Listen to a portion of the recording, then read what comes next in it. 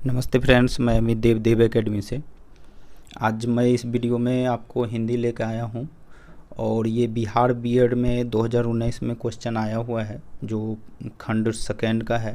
तो हम सबसे फर्स्ट क्वेश्चन आप देखो तो पहला क्वेश्चन में है कि दो वर्णों के मेल से उत्पन्न विकार को क्या कहते हैं। शब्द से रिलेटेड। लेकिन अगर हम बात करें संधि की तो ये क्या होता है आपको वर्णों। क्या होगा सी, क्योंकि वर्णों के आपको जो मेल होता है वो उसे संधि कहते हैं और जो शब्दों के मेल होते हैं उसे समास कहते हैं।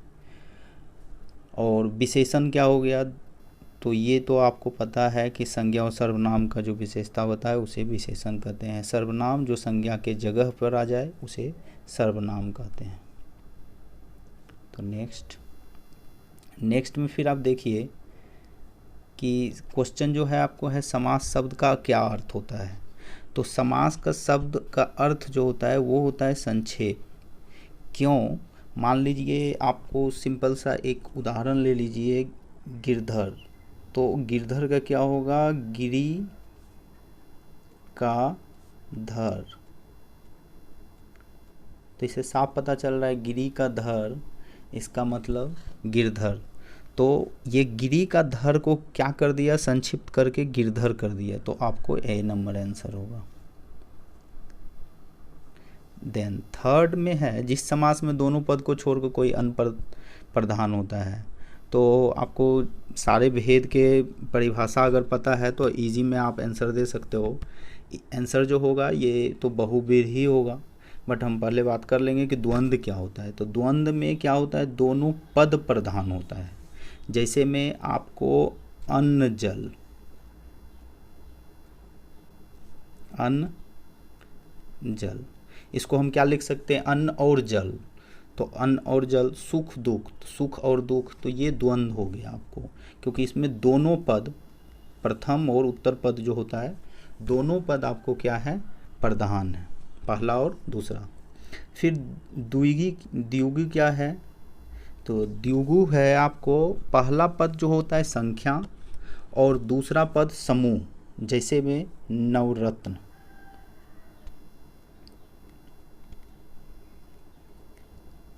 तो आपको पता है नवरत्न मतलब 9 रत्नों का समूह, उसको क्या बोलते हैं, द्विगु।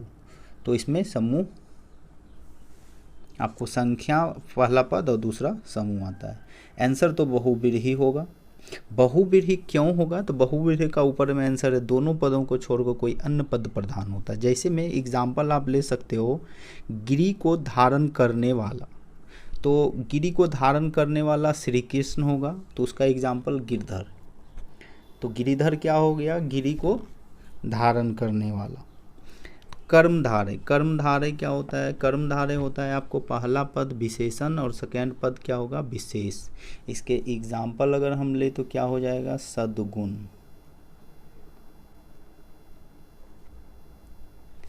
सद्गुण। इसमें याद रखना है कि उत्तर पद जो होता है वो आपको प्रधान होगा। तो गुण क्या है, अच्छा है, लेकिन ज़्यादा मेरा मुख्य कौन है, तो गुण। गुण दूसरा पद है, दूसरा पद प्रमुख है। संधि और समास में क्या समानता है, तो दोनों में अंतर तो पता है कि वर्ण होता है और समास में शब्द होता है। समास में शब्द और इसमें वर्ण, लेकिन दोनों में आपको जो होता है वो संक्षिप्त हम करते हैं। आपको पता है कि दो जब वर्ण मिलेंगे तो वो उसको फिर एक शब्द हम बनाएंगे तो वो सार्थक शब्द संधि हो जाएगा। लेकिन जब हम दो छोटे छोटे शब्द को जोड़कर हम समास के रूप में हम देखेंगे तो वो समास होता है। तो दोनों में क्या हो रहा है, संक्षिप्त हो रहा है। 5, लोटा डोरी में कौन सा समास है। को लोटा भी आपको पता है कि प्रमुख है और डोरी भी प्रमुख है। डोरी मीन्स रस्सी होता है और लोटा तो एक बर्तन हो गया। तो ये दोनों आपको शब्द क्या है, प्रधान है। जैसे अन्न जल, सुख दुख, उसी तरह। तो ये क्या हो जाएगा, द्वंद्व। अभी हम थोड़ा देर पहले आपको द्वंद्व बताए हैं, द्विगु भी बता चुके हैं, कर्मधारय भी बता चुके हैं। संबंध तत्पुरुष, संबंध तत्पुरुष क्या होता है, संबंध तत्पुरुष में आपको याद रखना है क,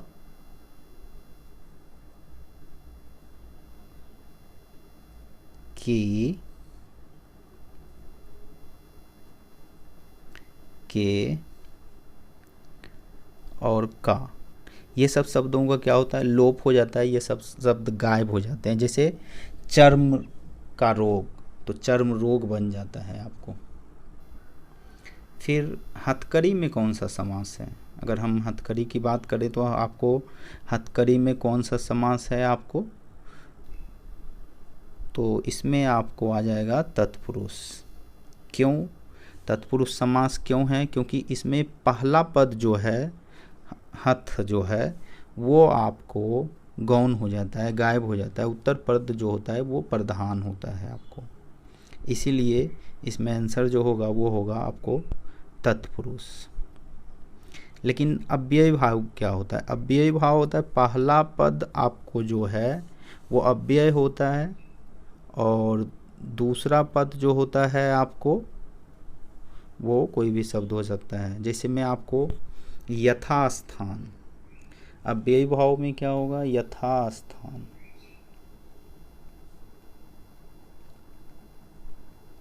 यथास्थान। और हम बात अगर करें आपको इसका तत्पुरुष का, तत्पुरुष में क्या होगा, आंसर तत्पुरुष होगा। और तत्पुरुष का एग्जाम्पल हम ले सकते हैं मांसाहारी। इसमें एक्चुअली कारक का, की ये सब का लोप हो जाता है, तो इसमें आपको मांस खाने वाला। फिर द्वंद्व हो चुका है, द्विगु हो चुका है।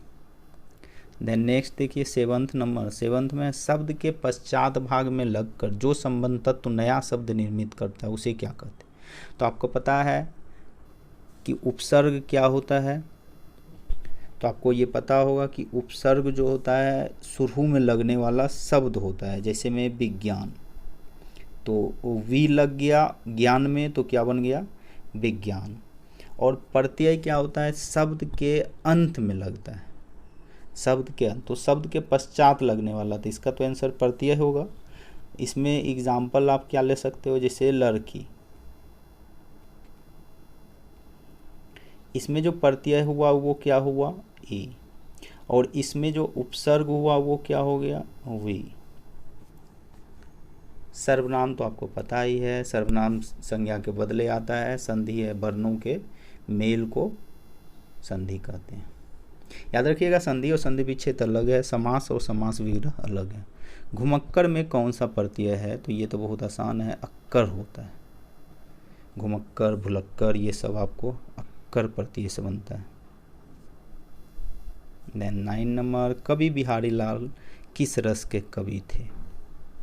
ये एक बहुत अच्छे कवि माने जाते थे, लगभग 13वीं-14वीं शताब्दी के कवि थे। और ये आपको मेनली श्रृंगार रस के थे। तो आखिर करुण रस और वीर रस, श्रृंगार रस, भक्ति रस होता क्या है, तो रस तो आपको पता है, काव्य को पढ़ने या सुनने से जिस आनंद की अनुभूति हो, हमें खुशी अगर मिले तो उसी को हम क्या कहते हैं, रस कहते हैं। और करुण रस क्या होता है, जब अस्थाई भाव आपको शोक में बदल जाए, करुणामय उससे बोध आ जाए, तो उसे करुण रस बोलते हैं। वीर रस क्या होता है, जहां आपको उत्साह आए, उत्साह प्रसन्नता आ सकती है। जैसे अब कोई युद्ध जीत गए तो वहाँ आपको एक अलग उत्साह मिलेगा, एक अलग वीरता की अनुभव होगी। रचना या वो आँख से वीरता जैसे भाव को वीर रस कहते हैं। अब श्रृंगार रस क्या होता है, जब कोई नायक नायिका सौंदर्य तथा प्रेम संबंधी वर्णन को श्रृंगार रस कहते हैं। भक्ति रस किसे कहते हैं, भक्ति रस ईश्वर के प्रति जब हम प्रेम का वर्णन होता है, जैसे मीराबाई का आप कोई भी पोएम उठा लीजिए, वो उसमें क्या था, भक्ति रस था। दोहे के पहले और तीसरे चरण में कितनी मात्राएं होती है, तो आपको पता होना चाहिए कि आखिर चरण कितने होते हैं। चरण, एक दोहे में 4 चरण होते हैं, और आपको पहला और तीसरा चरण जो होता है उसमें 13 मात्राएं होती है। ये मेनली छंद की बात कर रहा है, तो इसमें 13 मात्राएं आपको होते हैं। पहला और तीसरा। अब बात रहा कि अगर दूसरा और चौथा हम बोलें तो उसमें 11 मात्राएं होती है। याद रखना है कि पहला तीसरा में 13 और दूसरा और चौथा में 11 मात्राएं होती है। अलंकार, अलंकार क्या होता है? जब किसी को, अलंकार का अर्थ ही होता है एक तरह से अलंकृत कर देना, मतलब सौंदर्य के रूप में उसे प्रस्तुत करना। तो सौंदर्यता को दिखाना या आभूषण शोभा को बढ़ाने वाले तत्व को अलंकार कहते हैं।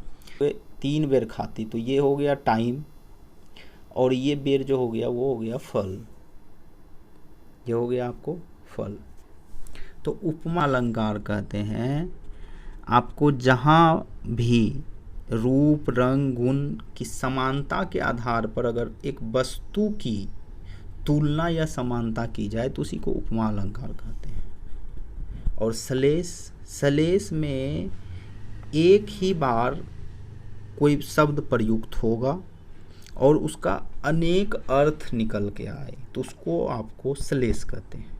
उत्प्रेक्षा, उत्प्रेक्षा होता है जब कोई अप्रस्तुत अगर हो जाए, अप्रस्तुत कोई शब्द है उसको प्रस्तुत मान लिया जाए तो उसको उत्प्रेक्षा बोलते हैं। यमक, यमक आंसर होगा मेरा। यमक क्यों आंसर होगा?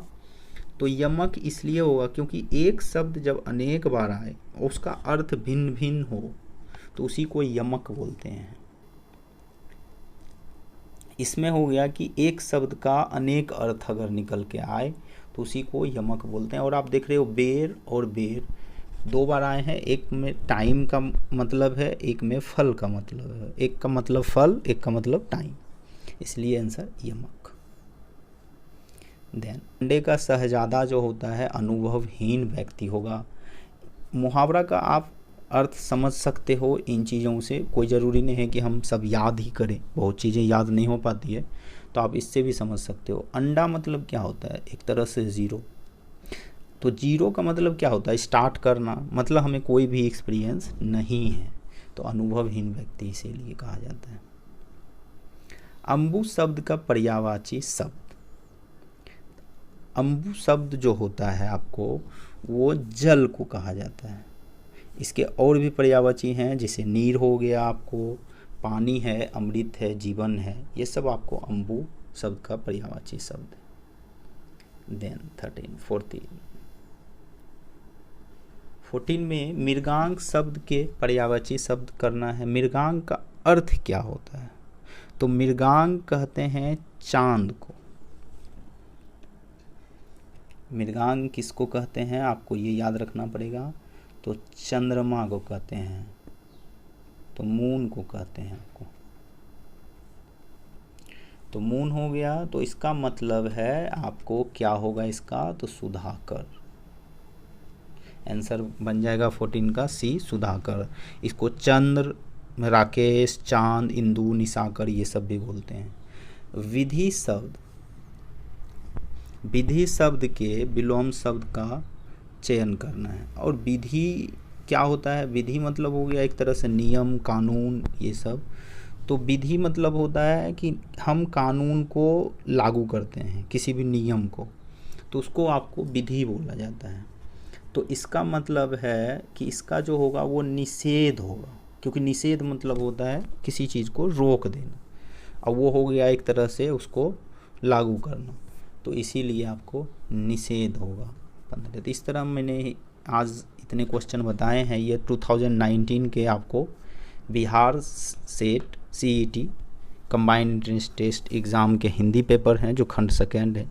15 क्वेश्चन आते हैं, और मैं इसके बाद मैथ, रीजनिंग कोशिश करूँगा, फिर वो भी बताऊँ, GK जो भी क्वेश्चन आपको आएंगे, पेडागोगी, ये सारे मैं आपको बताऊँगा।